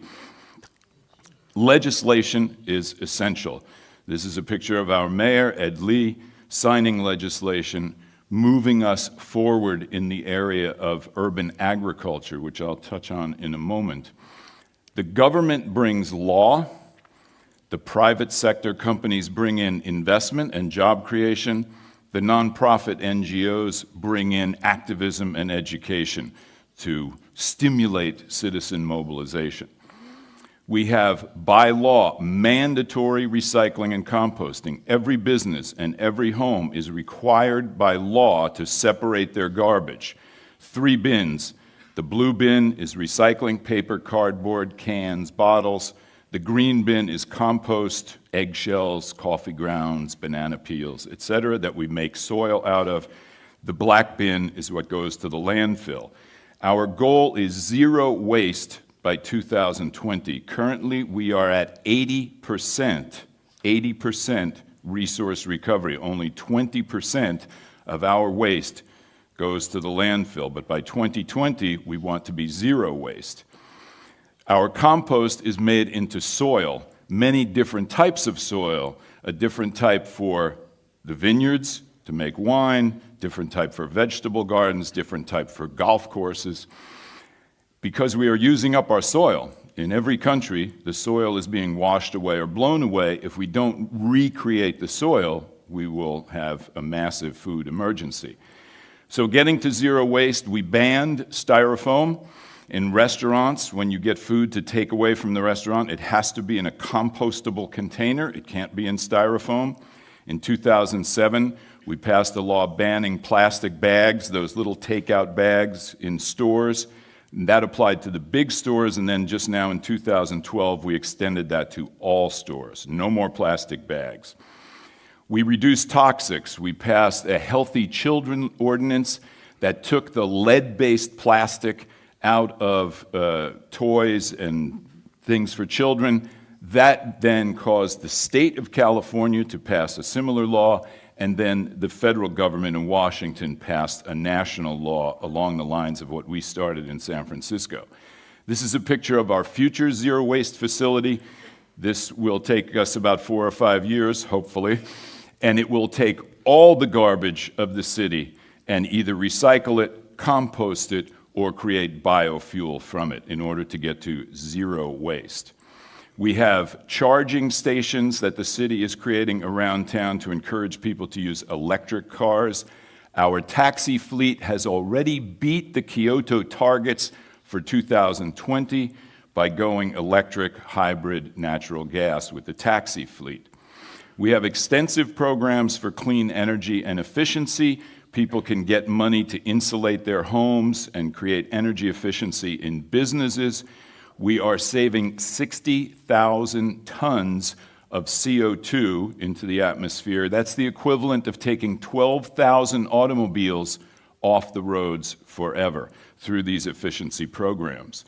We have the #1 green policies of any city in the country. The UN Climate Change Conference in Durban, South Africa in 2011 gave us the #1 prize for the strongest green building policies. Every new building or any major renovation of a building in San Francisco must meet the LEED standards of the U.S. Green Building Council for energy efficiency, water reclamation, etc. We just passed new laws to promote urban agriculture in San Francisco to make it easier for people to grow food in the city and sell it right inside the city. The best restaurants advertise that their food is local and organic. We have an Environment Now program which takes low-income people and educates them with eco-literacy and training, and then they go out into the neighborhoods to educate the businesses and the citizens about all the different programs we have and why they should get involved. We have a publication called Making Sustainability Profitable, which explains to the businesses that if you use less energy and less water and less heat and less electricity, your profits go up. To destroy that myth that, oh, to save the environment, it will cost jobs, it will cost money. No, quite the opposite. Green jobs in the United States over the past 10 years have grown twice as fast as non-green jobs, and they are more resistant to depression. We do community outreach. We have teams. Our largest section of the Department of the Environment is the outreach team, which I work with very closely. We do hundreds of public events every year where we are out in the street. We take all this equipment and the tent on an electric bicycle with a cart in the back so we can take all the equipment with no impact, not rely on cars, and we educate the public in their neighborhoods about all the services that are available. We host foreign delegations from China and India, from France, from Nantes, from Denmark, from other cities in the United States. This actually is one of my responsibilities, to meet and greet the foreign delegations and explain our different programs. We use our offices as a party space, as a social networking space, because there are green people within government, within private companies, and within the nonprofit sector, and oftentimes they are separated in silos. We work to bring them together because it takes all three sectors to make the kind of changes that we need. This is an idea that I'm pushing, and hopefully we will make it happen. Eco-Gym, where the stationary bicycles, the rowing machines, the arm cranks will all generate electricity into the building, and we're designing a bicycle that will have a little desk that you can recharge your laptop or your handheld devices for in the airport. Because in airports, there's never enough plugs, right, to recharge our devices. So people can get some exercise. You're sitting on the plane for too long, you know.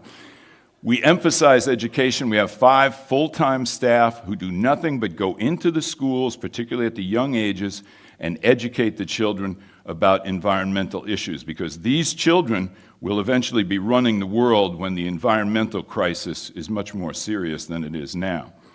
We have to learn to be good ancestors. We think of ancestors as people that came before us, but we are ancestors as well. If you look at the great cathedrals like Notre Dame, they took centuries to build. The masons who laid the foundation layer, they knew that they would not see the final product of their work, but they knew they had to do very precise, solid work because of all the weight that was going to come on top of their work. Well, that's us. We are the masons who are responsible for laying the foundation layer of the future green economy that will be sustainable, that we won't have wars for oil and starving children. And that will come about. It's just a question of how long is that going to take. Mother Nature's core principle is unity of diversity. That's the central principle of nature's operating system, unity of diversity. And now we are learning to replicate that law in our society. San Francisco is a very diverse city. We reach out, our materials are in Spanish and Chinese and Russian and Vietnamese because we want to bring people together into this movement. We are lucky in that we have a prime directive from the green architect, William McDonough. How do we love all the children of all species for all time? If that was the prime directive, we would be able to fix these problems. And I'll conclude with a little story, because the question is, can we do this? Can we muster the courage to do this? We were in Haiti with a reality tour with Global Exchange, a group that I co-founded years ago. And we were up in the mountains in a little shack, very hot.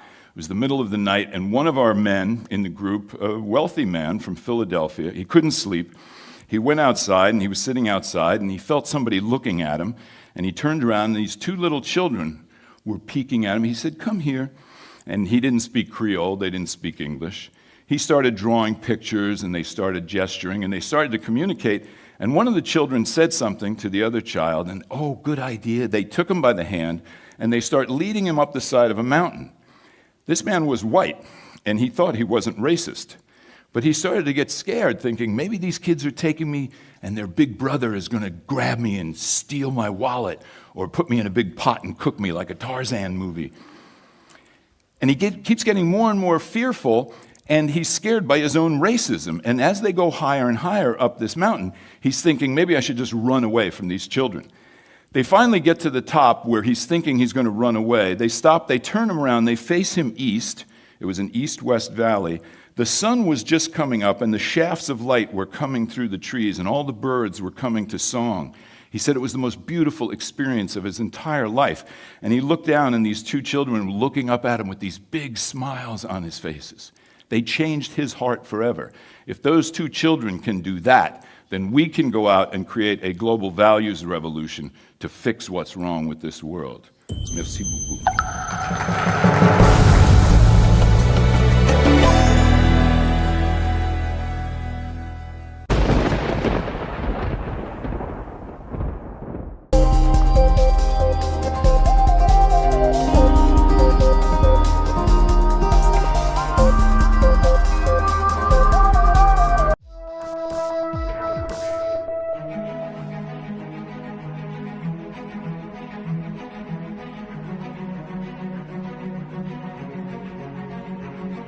So I think a lot about the contrast between banality and wonder, between disengagement and radiant ecstasy, between being unaffected by the here and now and being absolutely ravished emotionally by it.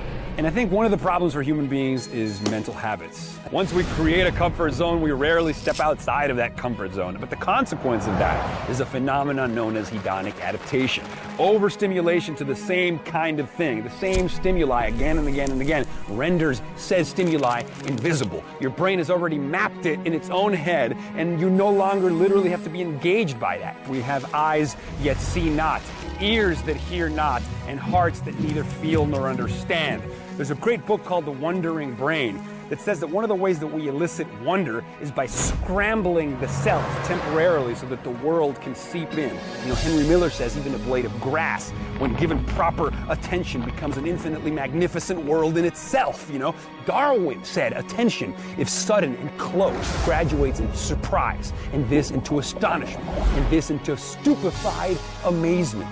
That's what rapture is. That's what illumination is. That's what that sort of infinite comprehending awe that human beings love so much. And so how do we do that? How do we mess with our perceptual apparatus in order to have the kind of emotional and aesthetic experience from life that we render most meaningful? Because we all know those moments are there. Those are the moments that would make final cut. Only in these moments we experience afresh the hardly bearable ecstasy of direct energy exploding on our nerve endings. This is the rhapsodic, ecstatic bursting forth of awe that expands our perceptual parameters beyond all previous limits, and we literally have to reconfigure our mental models of the world in order to assimilate the beauty of that download.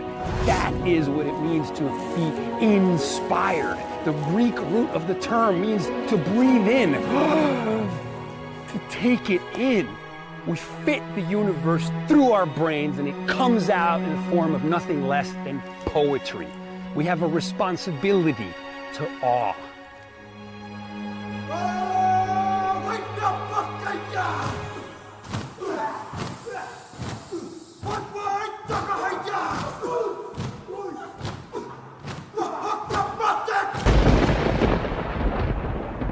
There's so many people who say that human nature is savage, that if we could rid ourselves of social constraints, we would become animals and literally eat each other alive. But I don't know if that's necessarily the case. I think there are sides of us that are quite brutal and quite selfish.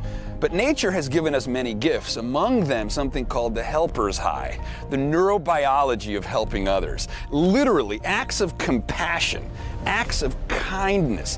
When we submit, when we volunteer by our own volition to serve other people, to extend our hands towards one another, we get a biological reward. Our brain literally rewards us, secretes pleasure chemicals. It drugs us into bliss to reward us for being kind to one another. I mean, you guys understand what I'm talking about. Our fundamental wiring is there to give us a prize, right? To give us a reward, to be kind and collaborative and cooperative with one another. This is known as the helper's high. It's what people say that nothing gives them as much satisfaction as helping other people. Now, it makes sense from an evolutionary standpoint that we would have inherited this biochemical reward for working and collaborating with other people because we take care of our tribe and we're more likely to survive by working together. All good, the science is there, I love it. But it's the metaphysical dimension that really turns me on. It's turning to this wiring during moments of despair, when we think the world is going to hell, when we fear that what is out of sight is out of mind, and we feel that the world perhaps lacks compassion. I mean, watching the media these days certainly makes you feel that way. And I guess what I'm saying is that it's during these moments that we might turn to this awareness, to this notion that no, my friends, that our fundamental nature is good, that our fundamental wiring is set up in a way to give us gifts, to shower us with blessings for being kind to one another. At the risk of repeating myself, I guess what I'm saying is, it is its own reward. Do not seek external payment. Trust in the inner satisfaction that you will get by offering your life to some higher purpose. Find the need that's lacking in the world and turn your passion into a purpose. And I don't know, I mean, that's the kind of thing that certainly makes me willing to get up in the morning, to believe that that by making a fundamental difference in someone else's life, I'm also getting off. And that's not a bad thing.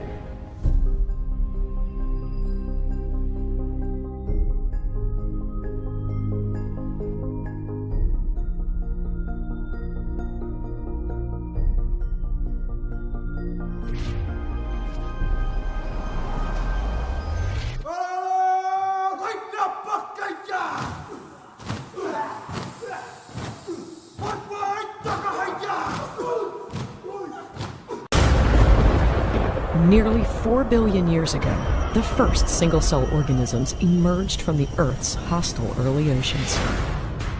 A far cry from the roughly 37.5 trillion cells in a single human. Homo sapiens evolved from its nearest primate ancestor less than 2 million years ago.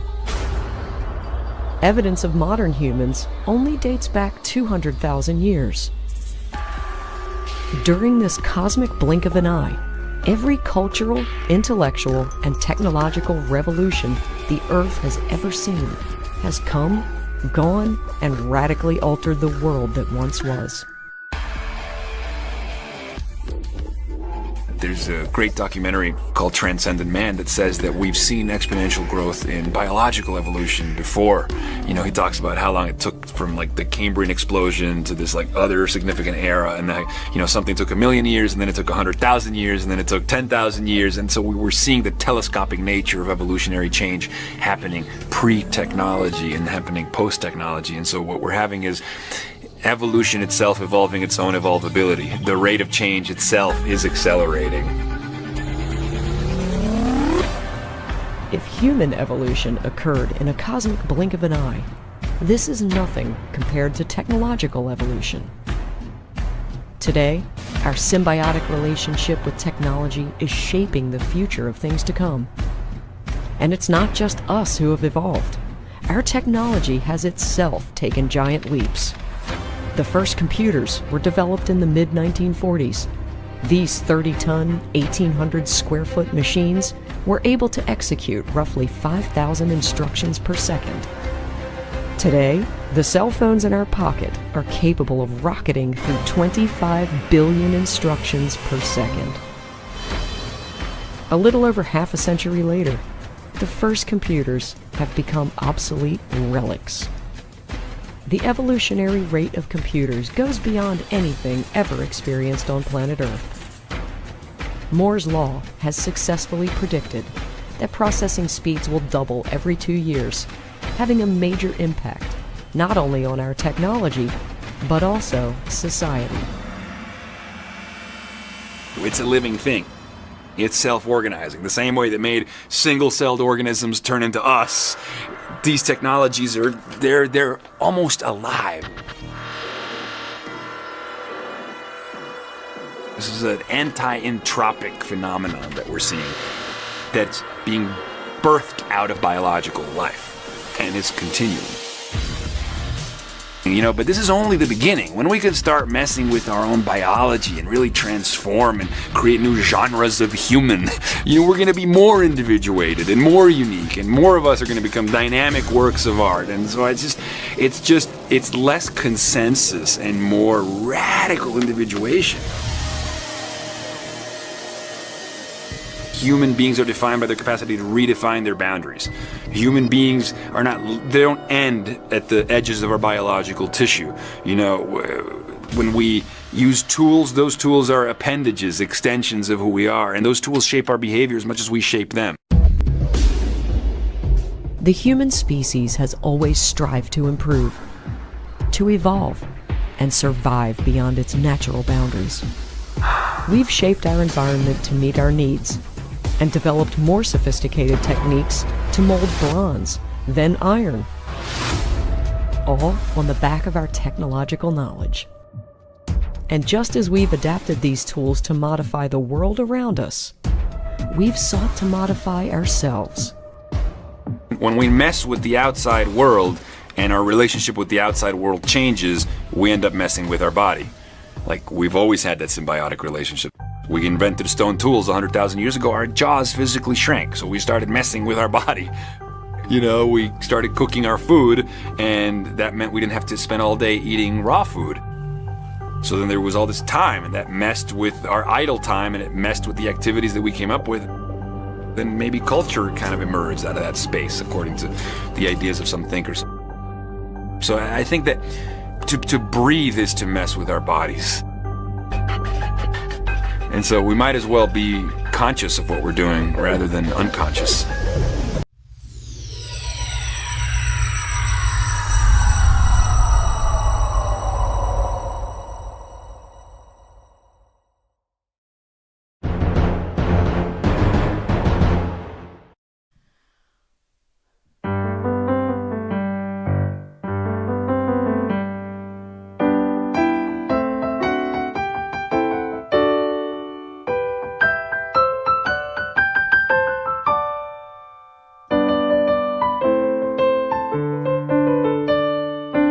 Follow the golden road, follow the golden road, follow, follow, follow, follow, follow the golden road.